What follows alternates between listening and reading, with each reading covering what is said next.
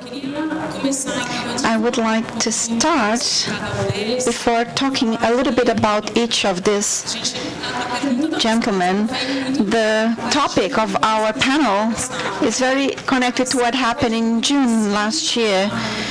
But if there was an awakening of people for political participation with the use of technology through the manifestations of June 2013, how we foster changes in the world with technology, with practical applications, is what happens in the other 11 months of the year. So there is like a calling from many people, like we saw in the Brazilian Dream research. And how about the others? What do we do for this flame not to go out? So I would like to bring Pia Mancini from the Argentina, brought from TED Rio. Perhaps you've seen this talk. She talks about political participation of citizens. She brings an interesting concept that people's participation is, before this technology was here, either to silence or to noise. Two extremes.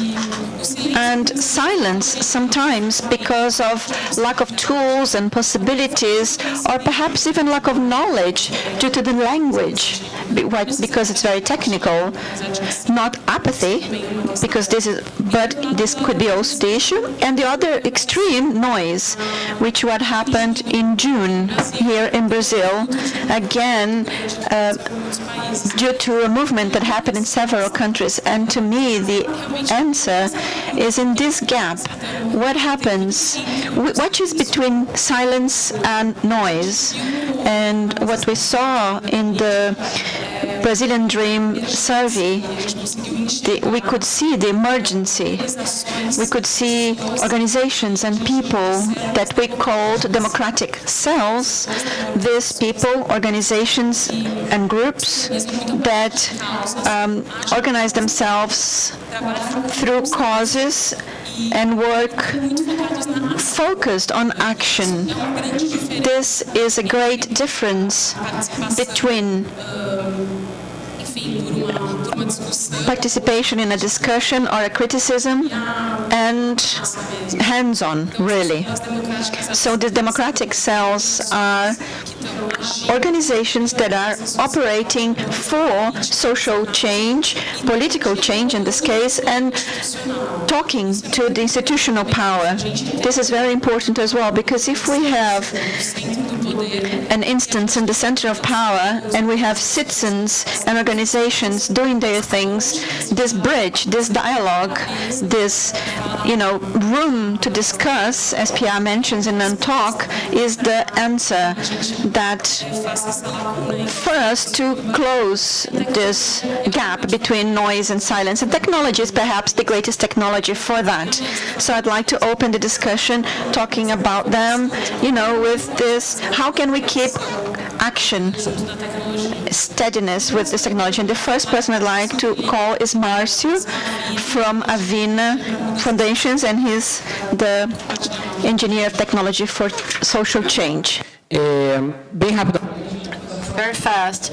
Fundação Avina is a philanthropic foundation with environmental, social projects in 21 countries in Latin America.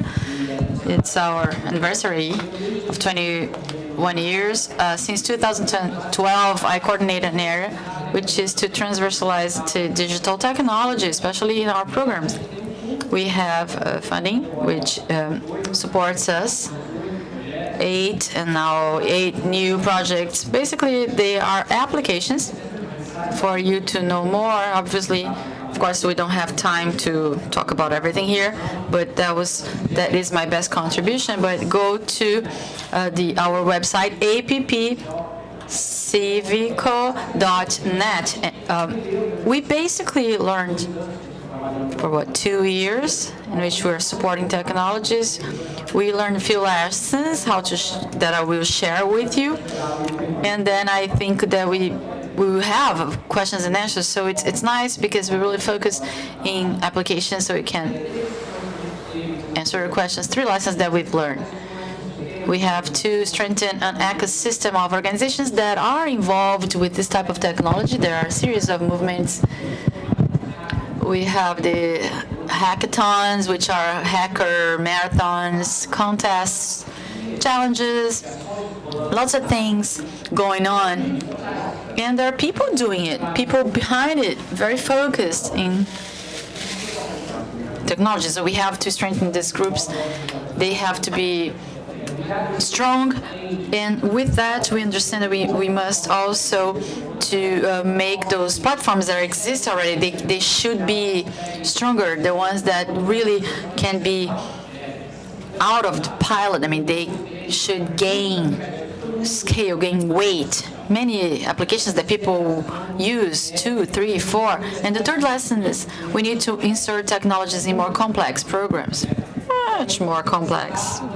So we have to think of a change theory. There's no magical formula. There's no magical solution. It's not just easy as installing a new app. It's not that. That doesn't exist. And any problem, any social problem, depends on that. Technology is one of the leverages. So the complex social problems need a good change theory. Who are the players involved? What are the indicators that we should use? What are the preconditions? In which premises are we based on? In order to insert technology that are good to solve social problems. This is more macro. I mean, this 3 lessons, macro.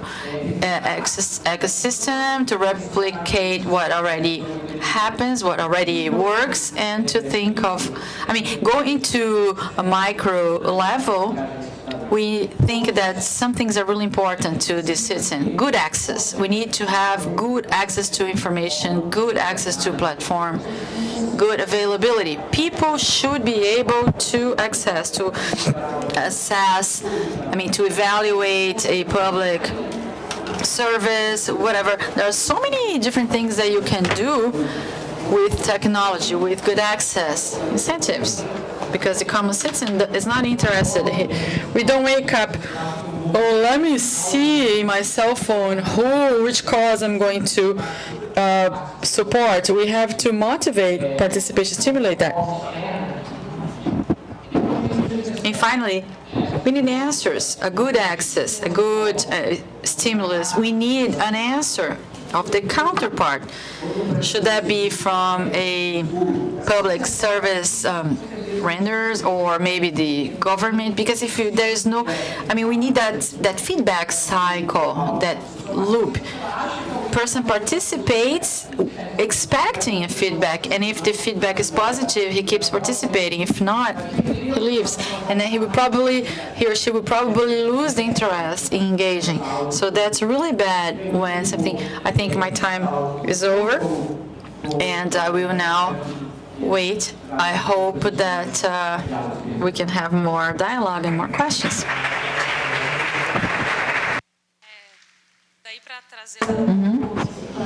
So how do we put that into practice? So let me call Bruno from Colab.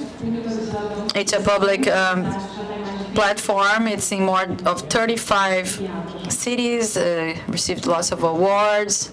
Best urban app in the world.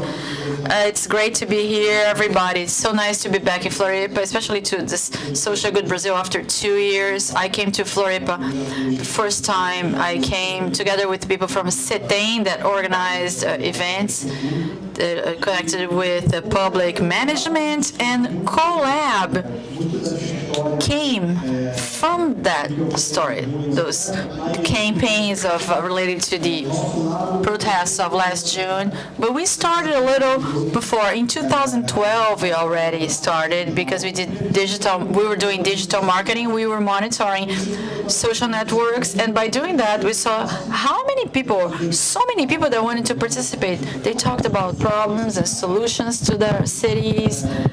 And then we had the idea that a collaborative campaign to some pre-candidate in my city, Recife, up north. We did surveys, we split that in different topics, and that repercuted so well. That was so positive to us. But then the campaign ended, and then we go, okay, so what should we do next? Then we decided to migrate that concept of collaborative campaign to a collaborative management. And then Colab started. For the ones who don't know, please go to Google Play or Apple Store and go Colab, and then you can download the app, or you can do colab.com.br. So for the citizen, of course, it's free of charge. I mean, we're not crazy to charge that, to the citizens, but you need to want to participate. It's a social network, open and transparent. You have 3 interactions that you can do. You can post, publish, problems, fiscalization. I will tell you why we say fiscalization. Proposals of improvements in the urban areas, and to value public spaces. To the city hall, we offer tools of management. Marcio said that then the city hall receives that, so they're able to manage in offices and departments to give back the answer to the citizen. And when the citizen published, that publisher received his answer, everybody that got in touch with that receives that feedback. So then this feedback cycle works well and it grows well. Like Jules said, we are present in 35 cities, Curitiba, Santos, Niterói. They use Colab as an official platform for communicating with the citizens in digital media. And then to wrap up, I'd like to say that there are so many things that was to talk about engagement, but one key thing is the collaborative character that this has in Brazil. At least me in Recife, I studied in Recife, nobody taught me anything about citizenship at school. I don't know my rights, and I don't know my duties. I don't know anything. So Colab allows you to exercise your citizenship. So by fiscalizing a street problem, you are already in contact with somebody else. You put yourself in the other person's shoes, and you will evaluate your own behavior, transforming the way you are and the way you act.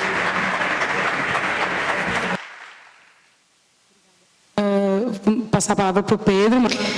Pedro Markun, he's a coordinator of Lab Hacker in São Paulo, and he's a member of the Hacker Transparency Network, which is all over Brazil. He's a very active agent, representative of this cause of transparency of data and how we can communicate between policy, institutional politics, and the citizen in a more open way. Let me summarize here, starting with a question. I don't want you to ask, how do you make money with this? We are not going to transforming the world by asking how you pay your bills. So I'm part of the Hacker Transparency, this network that has 1,600 people in Brazil, and arose from an imperative of doing politics. We wanted to discuss politics, but it's very boring. We were thinking about this. I was there on the internet, and there's recording studios that are monsters, and then Napster comes up.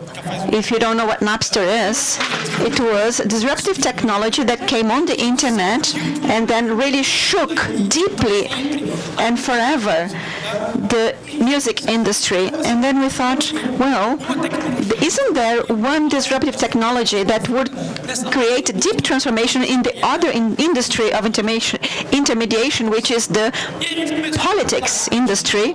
And then we thought so, and then we started working with digital tools, creating tools that would help us change the world. And then we realized this relationship between politics and transforming the world. One of the greatest problems of engagement is that politics is very boring topic, very boring indeed. And as long as it's boring, nobody wants to do it. We want to make politics fun. Politics needs to be serious. Of course it needs to be serious, but it needs to be fun as well. And we need to create ways of engaging people and transform very simple and symbolic things like wearing a suit. Wearing suit is very boring. If you make people wearing suits, then many people will not want to participate of that, because wearing suits is boring, and then people don't recognize the influence these small symbolic choices make. And then I started thinking about this and politics, how can we transform and do? And then we started having workshops both on technology, 01, programming. Understanding is as a way of transforming the world. So when you transform a computer program, you transform your reality, where it's a great empowering tool, and empowering is a keyword here when we want to bring people into politics. And I started holding these workshops with adults like us. And guys, this is very hard, because adults are very resistant. They don't believe in the theory of change, and I think things are like that. Nothing is going to change. You know, that kind of talk. This has changed after the manifestation in June, but because the adults started playing more, like playing, fun. Going to the street was fun. People were happy to go into the streets, and happy people do better politics. So now I wanted to start working with the children, because children don't understand anything about politics. We have a book which is Who Sets the Rules Here, and they try to teach politics for children. We're not going to teach them. We're going to ask them, what do you know about politics? And then we hold these workshops. And during the workshops, it is very clear for me that children don't know anything about politics. It was something like, let's discuss elections. What is elections? This was right now, 2 days after the elections. 7-year-old children in the countryside of the state of Minas Gerais. Election is that thing that, what did your father do last Sunday? Well, he win, make money. But who won? Dilma. She bet, I ask you, really? What did she win? Bolsa Familia. I swear to you, this was the relationship. So they have some awareness of what's happening. Somebody went there and got a Bolsa Familia from somebody, which is very far away from what a democratic process is. There is nothing, nobody will stop and explain to the children, there are elections, there is voting, this is very important, it's a democratic right we acquired very hard. So if we have to think how we can create transformation, we have to think with the guys that are coming, because it's the same kind of talk that people said when I was coming, but that's working.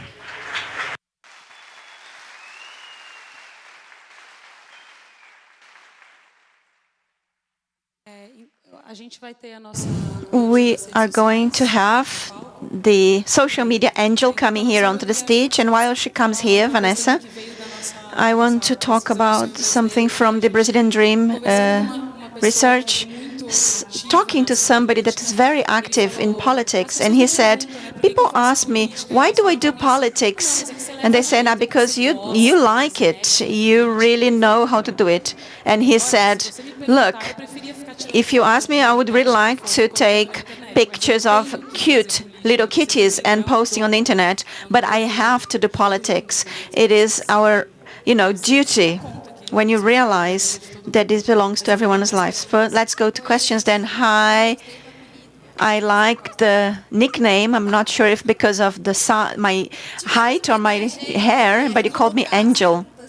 So we have a great idea of just posting the questions on the screen, something obvious, but only genius like Bruno Pires would have such an idea.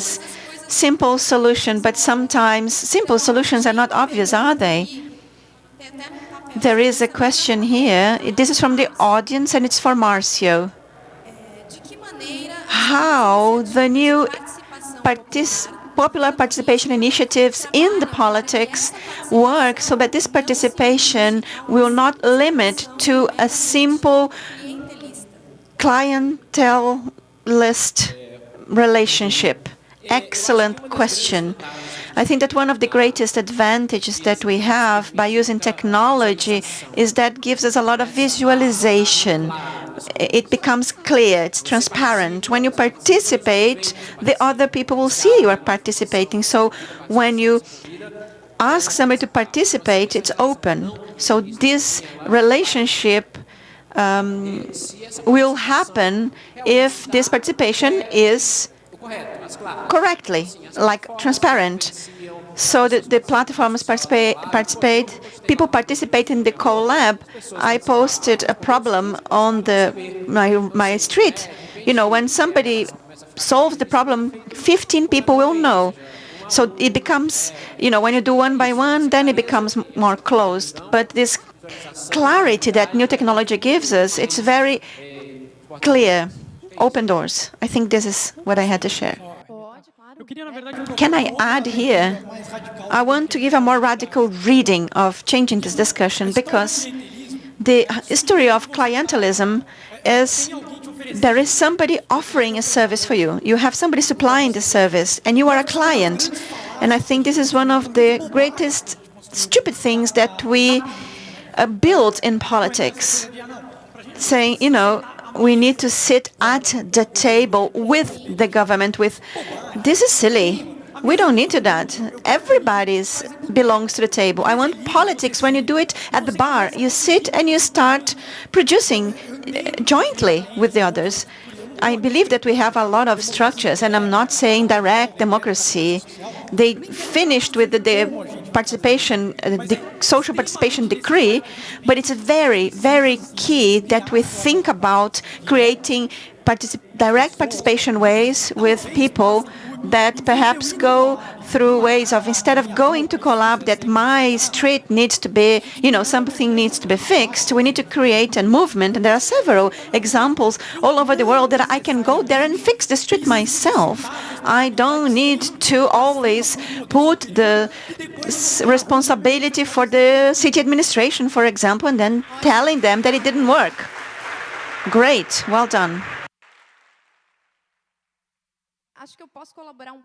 Perhaps I can help a little bit here with the discussion, because there is nobody here from a public institution, and I work in the public prosecutor's office here in Santa Catarina, and I think I know many people that work in public secretaries, and they are willing to hold such conversations. So we need to finish with this myth of us and them. It's all of us. We are together. I'm working there because it's ideological for me. I want to bring the citizen there to understand what the prosecution office is. I am a journalist. I read the papers, and I thought that I was an well-informed person. But when I gave consulting for them, I realized that, wow, I didn't know that. So these walls needs to be brought down. We need to build bridges, and we have great dialogue there to have with the society. So this contribution I wanted to bring here, because there is nobody here from the public government here. We need to plant seeds to explain to people what is a public civil action, what is their role in the area of consumers, children and adolescents' rights. So we are together. We are working together. I was thinking also about breaking these barriers and horizontality of this relationship, because we have bad habits here of having this as a vertical relationship, and Colab has good examples of how we really get surprised or how this relationship is horizontal. Well, this thing that she mentioned, you know, this vision is real. I mean, of course, there's a tradition that politicians are son of a bitches and they're thieves. And yeah, it's real. It is authentic. But it's a generalization. It does not represent the totality of all the situations that you see. So obviously, at Colab, I have a vision that, of course, it's biased because the city administrations that work with me, I mean, the city halls, they want to serve the citizen, because if the guy wants the thing to explode, of course he doesn't even come and talk to me. So, but all the city halls, they work. They do. And that thing on participation is really, really important. It's in these little things, that small things, that you create culture, because you have to do the basic, which is to serve the citizens. If you do not serve, if you do not do what the guy wants, you just can't continue. And that's why the tool for governments, I mean for the cities, is free of cost, because we tell them, listen, serve the citizens. If you don't have money, don't even give the excuse that you don't have budget for that. So at Colab, we see cities that come, guys that are participating hard, and they come them to go there and have meetings with them and debates and so on. So this is very feasible, and it's happening already. There's another question from Pedro Egidio: how to engage people that are not connected today in this movement? Example, people that live in the suburb, I mean, in the people that are not connected, people that are not, they don't have, internet. Well, there's something now, exclusion, inclusion, digital, I mean, come on. Yes, they have, okay? They do have access. Much more than we imagine. With that said, of course, in some place, it's some area in a place, of course, there are people that don't have access to digital tools. But I have two answers. First, this cannot hinder us to work with digital tools, because they are the ways to participation, I mean, to large-scale participation. There is a reason to do that. When we did the verticalization, we didn't have that, but now we do have ways to do it horizontally. And we have to keep creating policies to broaden the access to people, to include people digitally. And then you have to really teach them how to write. I am a defender that we need to learn how to program since you're a little kid. You don't have to become a writer, a programmer, but you have to do zeros and ones, same way you have to write Portuguese. That's my point of view. Well, there's something that about what Pedro is saying, which is key, and that's the reality in the politics in Brazil and the digital tools like Colab and others. It's the no-intermedialization of things. People from the outskirts of the city, there is a leader, there is some community leader that goes to the city and talks to the mayor or somebody. I mean, if you take a company or there will be people with good intentions and people that are badly intentioned. And in community services, they work for themselves. So if you remove the intermediates, so if you enable them to have a direct contact from leaders to the ones that are looking for, and just to complement that and I'm agreeing with you, the hyper-localization of the information, of the needs, of the cause, of the conversation, it helps. The closer I need that, I will really leave my comfort zone to do it. I mean, the guy will really move. If it's near your city, the nearest it is to your city, the best.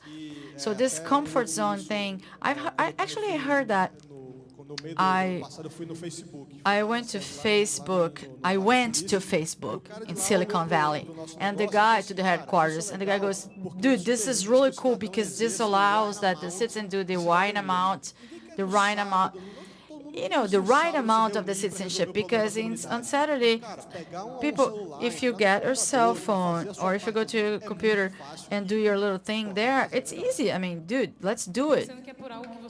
And it's for something that you know and it will give good impact to your daily lives. That's a very relevant data on our survey. You said that, oh, no access. That's blowing. Of course that there are people that there is crisis. Of course, people don't have great accessibility to, but this intermedialization that you mentioned, technology is also promoting that for people in the outskirts of the cities, people that live far from the urban centers, because there's a need. The need knocks on your door. Oh, do I want to engage? I mean, of course you have to, because it's unavoidable. I had a last question, but the clock is flashing. Can we just thank? Can I? Actually, it's to you, Pedro. It's not like how you make your living. It's not that. In 30 seconds, Pedro, say what you thought of the participation on the social networks in the election. 30 seconds? Man, I thought it was incredible. Everybody said, oh, this was screwed up. I mean, this is so low level. This is ridiculous. You're offending your friends, da-da-da. And it's real, but it's everybody. So it's something is being created. Political space for debate. It's a space for political debate. Of course, we're playing low and stuff, but we have to qualify that space in order to be a more of a dialogue, because the different people should be able to communicate, because this is how we do politics. Well, thank you. Thanks to all of you. I'd like to thank 10 seconds for me? I know the time's up. I would like to congratulate the organizers. This is a great event. So let's keep talking. Let's keep on with dialogue. We have to talk more and more and more and more. Congratulations. Let's continue. Let's keep the dialogue going. And everybody wants to learn how things work. Well, let me do my little thing, my little merchandise. There is a research of the Brazilian dream of politics, full-time with everything, with all the data, with the charts of the quantitative research and so on and so forth. Thank you, guys.